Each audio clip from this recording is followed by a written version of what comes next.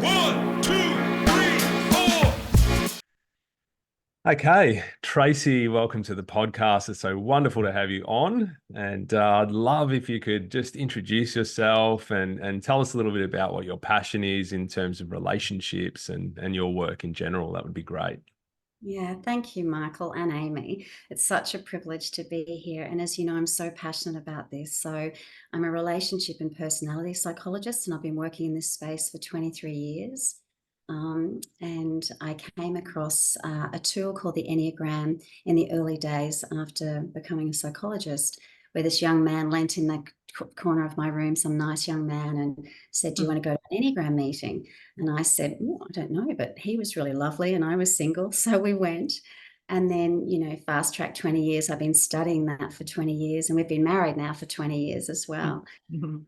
And so I'm absolutely passionate about um, preventing hurt in long-term relationships. So I founded the Inside Agency 4 years ago so that I could work with couples married up to 40 years to determine what could they have known and done differently that would have prevented them of getting into the place that they are in now, which was often at the point of thinking that they needed to separate because their differences were so great. And I created a method that's been resolving those issues, and I'm now bringing it back more to the pre-marriage space. Amazing. I'm so curious because you mentioned that, you study the Enneagram. Can you tell us a little bit more about, I guess, what that is, and for the audience to kind of, why would that help? Yeah, absolutely. So the Enneagram describes our inner worlds. So, like, there's patterns in nature, there's patterns in human nature, and we've determined that there's these 9 primary patterns in human nature. And really, it's describing our inner architecture. There's actually a sequence to how we work.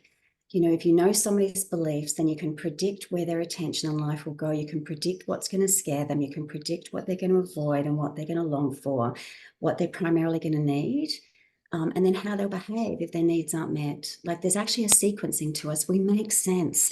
And the Enneagram, to me, when I learned about it as a new psychologist and coming out, I didn't really think I learned any more about human behavior in those degrees. But the Enneagram just taught me to understand people with such compassion, that all our behaviors, my own and my husband's and my family's, that all made sense, and in a way that was really compassionate. And so I deeply fell in love with it and then trained extensively in it. So maybe just to add to that, if you picture an iceberg where you have the tip of the iceberg sticking out of the water, most personality models get at the traits, the things that we can see in other people, what we can see in the top of the water. There's no other personality model like the Enneagram that actually describes what's happening under the surface of the water, the core motivations and the needs, etc., and beliefs that are driving the behavior. So I worked on a PhD for a few years that was looking at comparing personality models, and the Enneagram is just, in arguably the most comprehensive, sophisticated framework of the human condition. And is that because of the understanding the depth of it all, the really deeper knowledge that the Enneagram can show up and bring to light for others? Is that right? Yes, absolutely. So when I have a couple at the agency, and usually they're saying, they come in and they say, "I just think our differences are too great, and he or she just said that, and I don't get it, and we have repeating patterns of conflict. I don't understand their thinking, feeling, and behavior." We can shine an incredible spotlight on that, and in that first session, make sense of both their sets of behavior in a way where neither's wrong, nobody's at fault. You both make sense. There's 2 truths in the room here. Equal. Yeah. So incredible. Yeah, I think that's why we were drawn to you, Tracy, is because that's really what our message is mostly about, is that there can be 2 truths, and there always is 2 truths. So it's just the us and our, I guess, childlike ways we drop into, no, my way is the only way. And I know in our relationship, like, we went through, of our 19 years together, probably the first 11 years was a lot of that, like, no, my way is the only way, and your way needs to be more like mine. Yes. Yeah. And so my desire was for Amy to relax and to chill out and just take it easy and take a breath. Sometimes I tell her to calm down, which not a good idea for the listeners here who Yeah. Don't take that advice from me. And Amy would really desire me to be more attentive to things like, just think a lot more about what's happening next week, and be in tune about the things that need to be done. Like you seem to just sort of drift off and just be, not, I guess, almost too present sometimes in the now, but not worrying about what's happening up next. And I don't know, once we actually went through a consultation with you, even though we'd already got to a place where we're feeling very secure in each other, it just landed with us all of a sudden. It was like this, oh, I get you now, like that inner architecture that you spoke about just before. It just became so clear for us. And even through all the work that we've done on our relationship, it just enhanced it to a new level. So for those listening, just stay with us, because there's so much to this, and yeah, I love what you're sharing, especially in the preventative space. Can you tell me a little bit about why, I guess, your journey in terms of helping other couples and where you're at now with helping couples? Yes. Yeah. Thank you. And, I couldn't be, as you know, more delighted to hear about how these sort of new learnings have landed on you both. And it's created deeper intimacy, because when we don't understand our partner, that's a huge disconnect. What we don't understand, we demonize rather than empathize. Yep. And so it's so important. And, if you listen to all the love songs, one of the things that's sort of repeating pattern in sort of love songs is, I fall in love with you and I feel like I've always known you, so I really know you. And that's a myth. It's beautiful, but it's a myth. We project onto them, and we're meeting each other's needs at the beginning beautifully. We care more about our partner's needs than our own, etc. And so we don't know each other as well as we think we do. And I say that with deep respect. We don't know ourselves as well as we think we do. And so that's what creates the wrong conclusions and misunderstandings. And so, to answer your question, Michael, I have, I worked with Enneagram in private practice for years and years. And as I said, worked on a PhD and trained extensively overseas in the Enneagram, and presented at conferences and kept using it. And finally, I got to a point where I could see dear friends, or friends of friends that were having really big issues in their relationships, and they were preventable. And so I decided I was going to found this agency called the Insight Agency 4 years ago, with my dear husband Luke's support. And in that time, I've been working with couples that found me, all word of mouth, for years, married up to 40 years, so 20, 30, 40 years. And often they found me at the point of separation, or our differences are too great, maybe I've married the wrong person, all these stories, repeating stories. And when they came into my room and we worked out, or often by now, because I've done about 3,000 personality interviews, I really pick up people's patterns really quickly. And I mean that in the most respectful way. I sort of see people's superpowers, and I see them, I see the best in them. And as they'd come into the room, they'd sit on my lounge, and they'd each have a story that when they shared about their conflict, the conflict was, to me, utterly predictable. Of course, he was going to view this about her behavior, and he would be hurt in this way. Of course, she would see this. And so my method started. I started developing a method around the Enneagram. So just knowing your pathways isn't enough. It's probably at least a third to a half of it. But knowing your two pathways, you start to see, oh my goodness, there's a whole intelligence to how my partner operates. And no wonder their behavior is like that. And when I'm talking about personality pathways, I'm talking about hardwiring, but hardwiring can be changed. We know that plasticity of the brain, and we can change that. It's like there's a formula inside us that can be tweaked and changed, but we can't change what we don't know. So I would help partners to deeply understand their own pathway and each other's. And then I recognized over the next year or two that there was another missing piece here. It was the wounds. I started recognizing that both partners did not know each other's unmet childhood needs, and they didn't understand each other's wounds from childhood and previous relationships. They may have shared the stories, but they hadn't extracted the information that was most necessary to build the empathy. So I would extract that information and, in a very safe way and in a short way, So the sessions tend to be really positive. There's a lot of humor, there's a lot of understanding. And then when they could see, they put together, it's like a jigsaw, and I map everything on a whiteboard, but when they can see, wow, my thinking, feeling, and behavior makes absolute sense. If these are my beliefs from childhood, these would be my core fears and my core longings, and these are my core motivations. These would be my needs. No wonder I got triggered when he or she did that. No wonder my automatic responses were this. And that put together in a way that's really compassionate to that person means you have more capacity to self-lead rather than self-regulate, self-lead, to manage your own reactions and responses. And then when you know your own wounds and your partner's wounds, you realize that or partners were realizing they'd stepped on each other's completely unintentionally, unconsciously. And often they were saying the worst things they could be saying, for a woman whose self-identity was wrapped around being really thoughtful and considerate. And he was saying to her, oh, you're so needy, which was so wounding to her and goes right back to childhood messages. And when he could see that in a new way, something in him just shifted, and he was really motivated to not do that anymore and instead actually to be a balm to that old wound, and vice versa. So this beautiful empathy came into the space, and there was no blame. So the blame and the judgment started to come out of it. Nobody was at fault. And so that was beautiful work, but quite took a lot of energy and heart and soul to change that around. And that's why and when I can see how predictable these challenges and conflict is, I know I could have prevented it 10 years earlier, 20 years earlier. If I'd met them pre-marriage, I could have predicted some of these rubs to prevent them. And so that's why now in the last month, I've realized I have to move to where my heart, is longing to make the difference, and that is in the pre-marriage, early marriage space. Let's prevent this. Yeah. Amazing. And I think there's so many points that I want to talk into there, but something that comes up, and I think we were talking about this earlier, is love is not enough, And I mean, it's a belief, I just love them. It's okay. Like that will be enough for us to get through.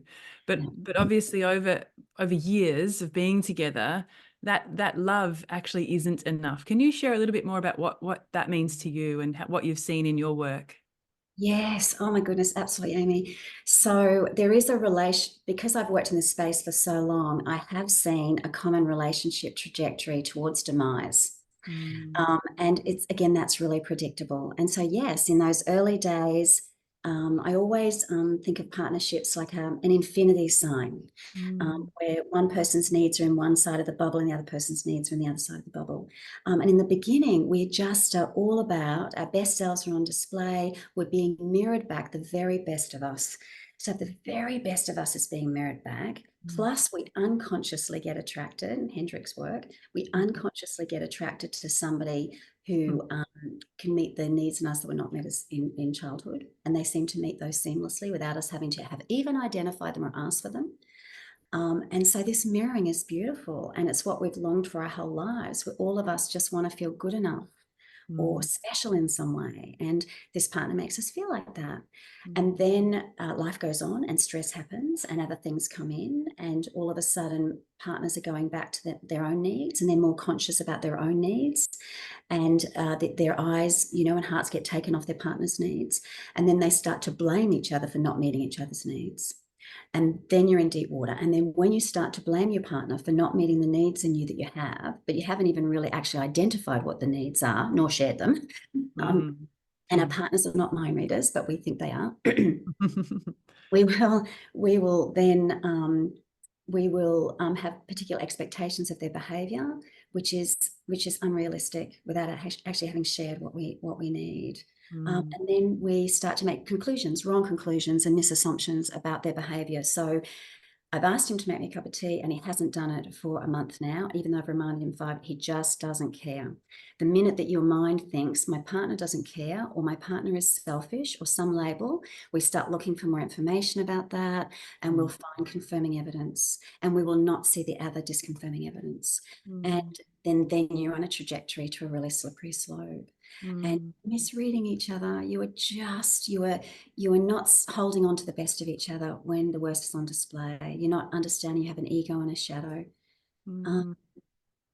Yeah, so I'm not sure if that's That's so good. Yeah. Yeah, absolutely. Yeah, it's just you've really succinctly put it together how we see couples that often they come to us often at a point of basically crisis. We get a lot of couples that come to us where they just need some up leveling for sure, but then there's a lot of couples that come in crisis, and how you've mapped it out, there's so much guesswork that tends to happen through that period. And you're right, like our mind, I think it's the reticular activating system, just starts when we start to focus on the negative things, the things that I'm not getting, my needs aren't getting met, and look, here's a confirmation of that, then of course that part of the brain then looks for more further confirmation, like you said, and all it's going to see is this negative sentiment bias. It's just going to, everything that he's said and he's spoken about, and the Gottmans, that they speak about this as well, is like how the researchers actually see that when they're doing their love labs, is actually quite neutral, the interaction. However, the person who has that negative sentiment override, they see it as no, there was some real nastiness in there. There was something in there that was really edgy, and you're having a go at me, or you're having a dig at me. But actually, the reality is you're looking through these glasses that are just hazy. And so how you I guess described that was perfect. And it doesn't need to be that way. We don't need to go all the way to that point of resentment where it's so hard to get back from that. Yes. It's so Stories hard. cemented in people's heads, and the stories are wrong. Absolutely. Yeah. It's got not only just rewiring all of that and changing those stories to make sure that, there is that clear path is actually quite a challenge, Yes. especially for the people who work in that space, in those crisis, points with relationships and couples. Yes. But yeah, I love that this could be all preventative if we just, took the time earlier in the relationship, and I think that's what I love about you and what your message is and why you're so passionate, because you've seen both sides, right? You've seen the pain, you've seen the hurt, you've seen the years of despair, because it's often couples that are living like this for years. It's not just, oh, the last month's been horrible, I better get some help. It's like, it's often like the last 10 years it's actually been really horrible, and I'm at my point where I'm going to, want to leave. So I think this is the big message, isn't it? Well, I know that you're very passionate about it, and so are we, but I guess that's why we're at, so we can try and help those people. But I think we can really notice that it can be helped earlier in this whole process.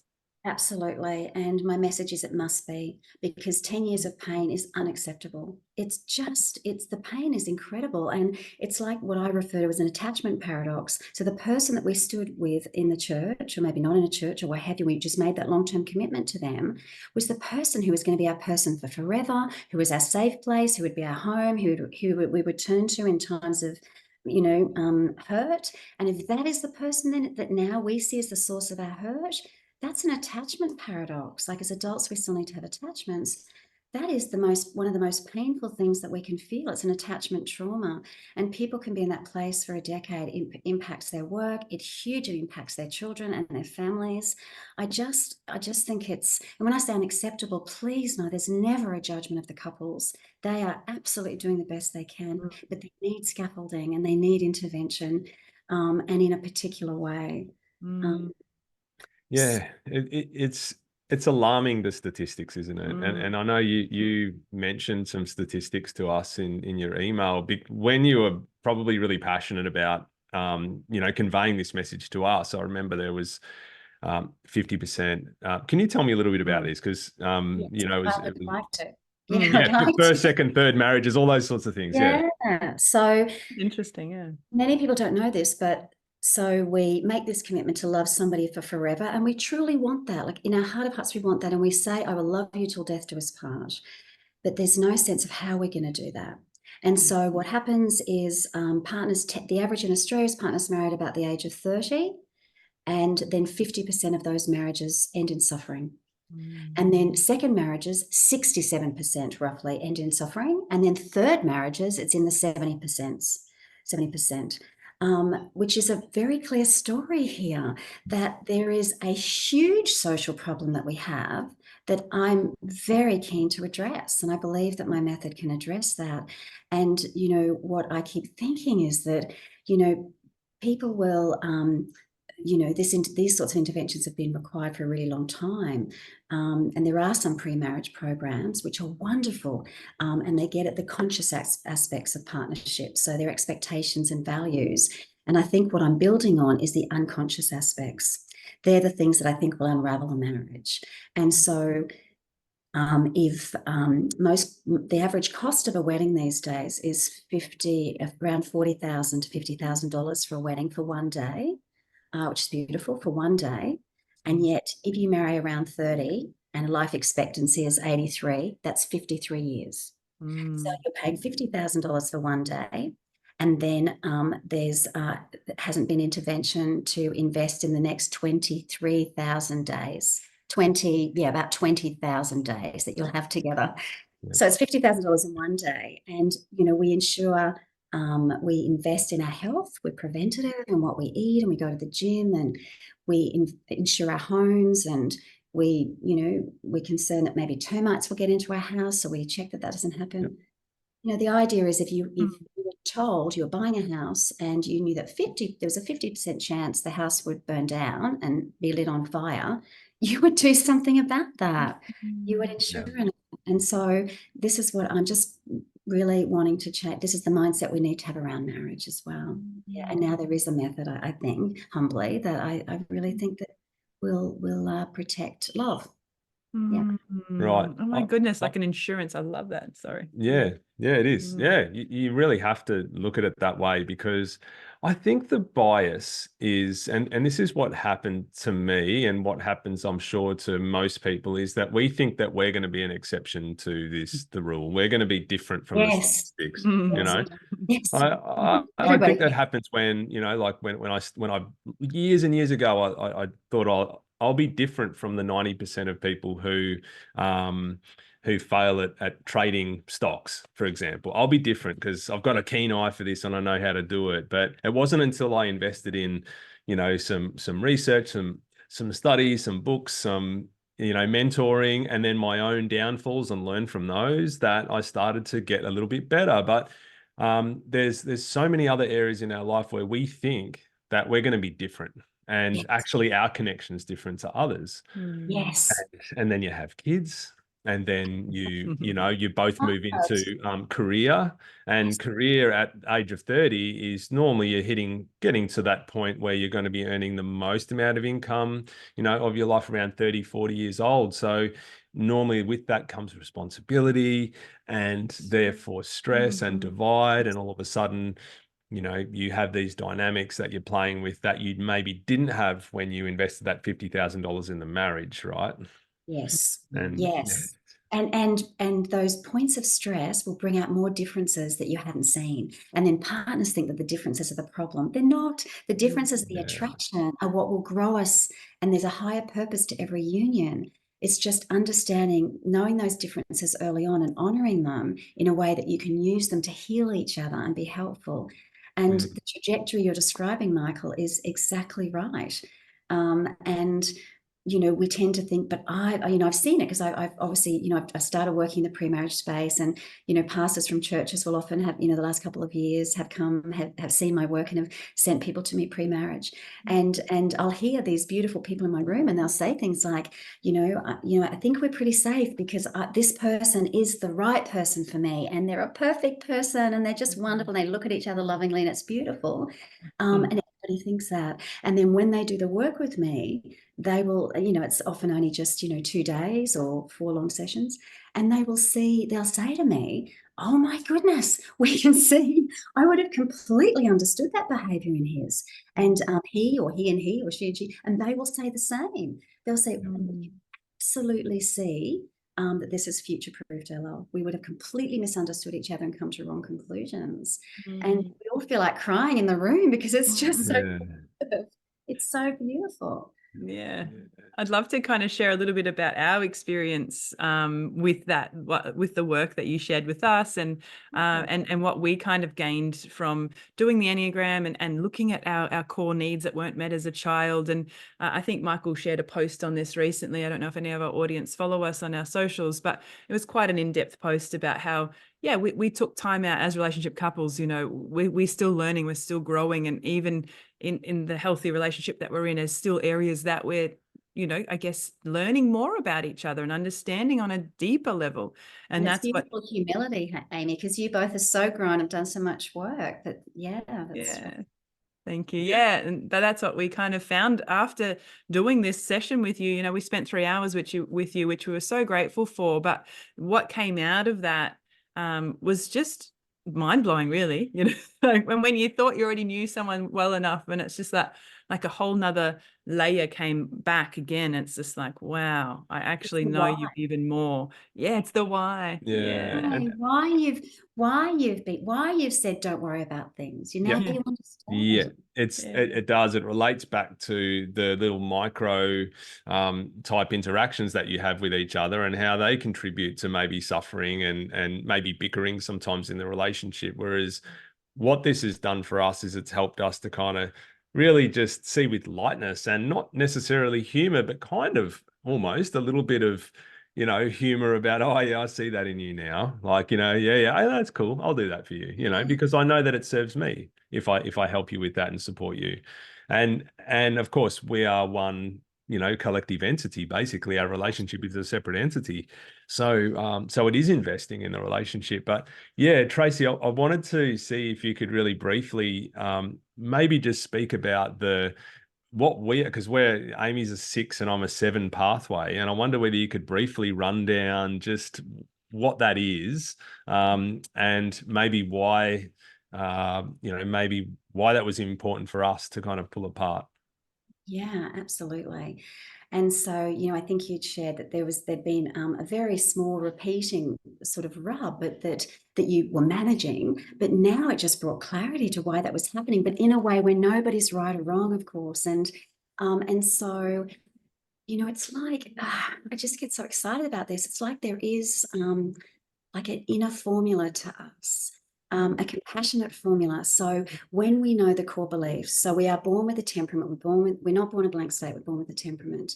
And depending on that temperament and the leading center of intelligence, head, heart, or gut that we lead with, we will start to notice particular things in the world and develop core beliefs really, really early.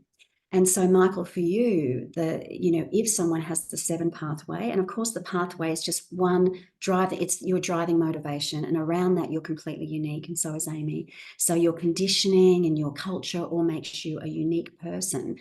And so we also need to, when I'm doing the method, it's not just the pathways, but it's the uniqueness around you as well. Mm. So the 7 pathway, there will, you know, always be, which makes it the 7 pathway, this belief around, if I want to feel secure, my greatest need in life, and of course this is all unconscious, you're not going to be saying this at the age of 3, Yeah. my greatest need in life is for a sense of security. And there are many ways to get a sense of security. The 7's way of getting a sense of security is by looking for opportunities, by seeking adventure and fun, to know that they're having a stimulating, exciting, interesting life. I'm not wasting time. This is a roller coaster ride. And so with that comes a little bit more of a sort of a risk-taking bent, and, you know, life is a spectrum of possibilities, and, you know, I want to taste a little bit of this and a little bit of that. And so the superpower in you is this joy and awe that you feel and you express, and, you know, you want everybody around you to be happy. And so your attention goes looking for the positive. And then we move to Amy, who's a little child that's born also leading with the same center of intelligence. So it's cognitive intelligence. We all have hearts and guts, but there's a leading center. And Amy also, her greatest need is for security, but for her particular pathway, because of her temperament and some conditioning, her pathway was more around finding security in a really obviously intelligent way, which is to go looking for what could be problematic. I'd like my life to be as predictable and consistent as I can. because then I can see where the problems will be. So I'm very thoughtful. Both of you are very clever, highly intelligent, but I'm very thoughtful about what could go wrong or what could happen, because then I can circumvent it. And I don't want to be blindsided, because then that means that sort of shows I hadn't thought of that coming up, and that can sort of pull the rug from under my feet. And so I really, the sixth pathway comes to the world with this beautiful humility. And so because of these belief systems, they can potentially, depending on their conditioning, can potentially overestimate risk, whereas the seven pathway underestimates it. The sixth pathway can overestimate it, but also underestimate their capacity to cope if it happens. So in the sixth pathway, it's I need to be prepared, which is really intelligent. But then, of course, if that's the driving force, then the whole life goes to I must be prepared, I must be prepared. And so the beautiful thing in your synergy is that there's such a beautiful purpose between both of you, because the seven pathway in you, Michael, leans into Amy's sixness to let her know that sometimes we can be spontaneous and we don't have to be as prepared. But you can't just say that to her, because that would be going against her very hardwiring, and it would almost be, it just would be nonsensical just to say don't worry, because her whole nervous system is wired around looking out for what could be a problem for her, for your children, for you, for people she cares about, for herself. And so that's why when you were saying, don't worry, it'll be fine, which is the seven mantra, it wasn't landing. And then if you say that to her, then she feels left in, well, if Michael's not worried about it, then I'm left with a real worry about this, could be, I'm not saying this was your thinking, Amy, but I feel a bit alone now in this worry. And that feels a bit of a disconnect. Not that you said that, but that is what could happen. And then you, Michael, are doing the very best you can, bringing your greatest, best, joyous self to the relationship. And why isn't this working? Why aren't I able to just cheer her up and make Amy feel, more confident and secure? And when I tell her that things will just be fine. Yeah, you've basically nailed one of the major things that we conflict about, and is exactly right. My frustration with Amy was some of the most frustrating times when she pulls apart things. Like, she pulls apart this potential for this happening. Have you thought about this? Like, maybe we should do a financial plan about our outgoings or our income and things like this. And I'm about figures and understanding money and things like that. But geez, that grinds me, because I just want her to let go and just release that. And we're going to be okay. And when I say that, what happens to you? Yeah, like, it's, of course, it's like the opposite, like I go into like, well, if you're not going to worry about just exactly what Tracy said, then I'm going to have to, sort this out myself. And then of course if we drop into that masculine feminine, but I felt like I had to be my masculine, because you weren't able to be there for me in that. And I think a lot of our audience probably relates to this. And so I feel like I had to control and micromanage everything, it just wasn't the finance situation. It was like the household running, the kids pick up, the drop off, because you weren't responsible enough to think about all of this stuff, and this is the thinking that I was having. Yeah, exactly. The story. Exactly. So at a low level, I guess, of consciousness, like if I was to years ago, if I was to go out and have a few beers with the guys, like, I would probably say something like, oh, she's so controlling. Yes, that's right. Yes, this is the stories that I work with, and I'm so passionate about changing, because they're completely wrong. So understandably, Amy will think, oh, he's not being responsible, I'm left with this on my own. And then you start to use the term micromanage, Amy, which is that is actually the core thing that will trigger Michael the most. The more, because your greatest need, Michael, one of your greatest needs, or some of the seventh pathway, is a sense of freedom. It's about remember opportunities and don't limit. I don't want to feel the limits. And so the micromanaging is the worst thing for you. It's like stepping on your wound and your core need. You will come back to that in a way that you will tell her more and more so to chill out, and the more and more that she will be tempted to micromanage to help you be more responsible, and you'll just think she's controlling, and you've got the wrong story completely. And the more you think that, oh my goodness, you've certainly both caught that already, and you've already, you're managing that. I've just now really shone a spotlight and given you the why, but you keep going down that trajectory that can absolutely lead partners to separate. Yeah. And you wouldn't understand why, and you would keep saying, but you should be more chilled out. No, well, you should be more thoughtful about what's going to happen. Neither's right, but between you've got it all, spontaneity and planning, and absolutely. And that's what I think is the learning from this that we took away the most. It's like, okay, now that we know this, how can actually we support each other better, and that's, I guess, what we try and help our clients. We don't use the Enneagram, but we do try and help our clients to understand that motivator underneath it, the why are they doing that behavior? What is it? And I think this Enneagram is just like a really simple way to highlight that. It kind of fast tracks it, Yes. It's like, oh, that's why. But I think for us now, knowing that information, and just for other listeners who are interested in this, it just softens everything. That's how I feel. I'm like, oh, it softens me, because then I can go, oh, all right, so this is really important for Michael, and this is why he's, relaxed and chilled out. And then, okay, so, but the more that I can express why it's important for me to have this, security and this knowing, and he's like, right, yeah, I can do that for you. Yeah, because I know why that's important for you. Sure, I can go and, look at the bank accounts and do all that stuff, whatever you need. And it's coming from a whole different energy, isn't it? Totally different place. It's not coming from resistance. It's coming from, okay, a little bit of extra effort and attentiveness to make sure that she's okay. Because I know if she's okay, I'm not going to cop bickering. I'm not going to cop, hey, why haven't you done this, this, and this, which is all coming from a place of like insecurity. Yes. Yeah. Fear, exactly. And the more we're not getting our needs met, the more the fear goes up, the more the behaviors, it's just more of the same behaviors, which just don't get you. Yeah, wonderful. Yeah. And I love that this particular model, it looks to bridge the trauma, if you like. It looks to kind of support the trauma rather than needing to go in and heal the trauma and the wounds, because I think research is really pointing to, a lot now that as a couple, if we're going to go off and individually heal our wounds and go through our individual work, that's not necessarily as beneficial as if you actually are just to see and recognize each other's wounds and actually support each other through the wounds. Yes. Yes. Yeah. And the Hendricks say that marriage, marriage is like life therapy, actually. And you're right. It's about bringing a balm to each other's wounds, to know where they are, so don't step on them, but instead actually know what you could do that would start to heal those wounds, be a balm to them.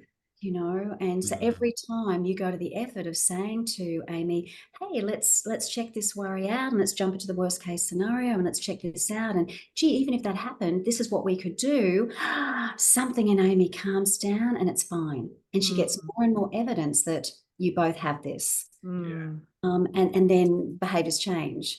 And I loved, Amy, your word of softening. So we think about, because the pathways really, and I mean the word ego in the most compassionate way, but we each have an ego, which is just our set of defenses. But it's about softening the ego. It's about yielding it. It'll never go away. We'll have these automatic defenses. But if we know them and if we recognize them in the moment, we can soften them and we can speak more from what it is that we're needing. And I'll just say one thing that I mean to mention. You mentioned the wonderful Gottmans earlier, Michael, and I think that their work has been so fundamental, and what they've done a beautiful job of is showing how couples end up in separating, and the how is through stonewalling, contempt, defensiveness, and criticism. That's how. A beautiful job of that. And they've also pointed out the what.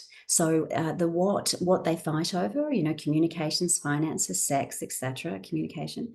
But what my work is trying to build on is the why, is the root cause for why they're stonewalling, why they're defensive, bringing it right back. So rather than working at the behavioral level of let's not be contemptuous, let's not stonewall, come right back to why are those behaviors happening? Because you're not a bad person because they were happening. My goodness, there's a complete intelligence and there's a formula for that once known just shifts. Everything shifts. And there's all these points that we can make change to along the DNA sequence. There's all these, I used to call it the couple DNA, dynamics, neurobiology, attention. Oh, yeah. Yeah, it's so true. You know, we can sit here and try and tell people to change their behaviors, you know, just don't do that.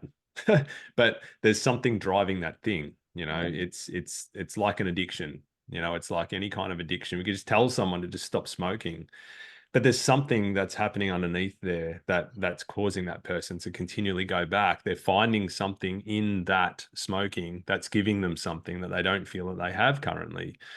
And, you know, I think it's very similar in that if we don't get to the root cause of these problems, then it's going to be very tricky to just bash them out of someone, you know, like as in behaviorally, you know. And it's about, I know, you know, as well as I do, of course, that, you know, it's about safety. And so we really need every day to be thinking, how can I be the safest person for my partner? So Michael, like you said, every time you say, okay, well, let's check the bank balance, you're not just going out of your way, you're not just doing something you're actually helping for Amy to feel safer. Like, what is more important than that? It's just reframing your behaviors to that fundamental importance that they have. Amazing. Yeah, amazing. Which does remind me, I do have to go through that with you. I have been putting it off, so let's get to that. Eh? There we go. Yeah, wonderful. Well, I think it's been She'll give you all the freedom in the world that you want. Exactly. It's a payoff right now. Yeah. Beautiful. I get to go on the tractor later, so Yes, you do. And tomorrow. yeah. And go surfing. It's been such a privilege to meet you and know what your work is, and for you to share your work with us and our audience. And honestly, I think your mission and your passion for what you do is so admirable. I honestly love it. And we speak the same language a lot of the times because we want to help the couple get to the why. And so then they don't have to live in suffer and pain and all of the horrible things that come with that relationship breakdown. So I really am honored to sit with you. We're so honored to sit with you this morning and in the previous sessions that we've had with you, and I'm very grateful. So how can our audience find you? What's the best way to get in touch? Yeah, if they want to do some work with you. Yes, thanks, Amy. So I've just put together the pre-marriage program. So for people that are pre-married, early married, or first baby. So I also have done a Gottman's Bringing Baby Home method, but my couple DNA method is just really paramount for couples. So they can text me, phone me. Just look up www.theinsideagency.com.au. If you just put in the Inside Agency, I'm on Instagram and Facebook. I've only just been posting for the last 7 months because I'm stuck in the 1970s. That's the era. But I know if I want to change the cultural mindset and protect future-proof love, that I've needed to get on social media. And I've got a free ebook on my Instagram too, if they'd like to download that. So it's just 35 pages, and I don't want emails. I'm not interested in that. Just click on it, you get the book straight away. And it really, hopefully, it honors the journey that they're on. And my big book is coming out next year. And I've got a 60-page book I'll probably publish on Amazon shortly. Come out, you're discovering your couple DNA. Yeah. And wow. Let's just do early intervention. Let's just protect these beautiful partnerships. We do not have to get into the suffering that we. Love your message. Thank you so much once again, Tracy. And I love your work, and I love your podcast, and I love that you're on about the why. That's why I was so excited about meeting both of you too. So thank you for all your contributions to all those partnerships out there. Yeah. Thanks, Tracy. Thank you so much. I have a feeling there might be a number 2 out. Like before your book, maybe we'll get you back on and have another conversation. Yeah. We could go so much. I'm like, I know there's so much more that you've got to share. But let's do that. I would love that. I'd love that. Yeah. Much love to you both. Thank you. Much love to you too. Thank you for having me. Bye-bye.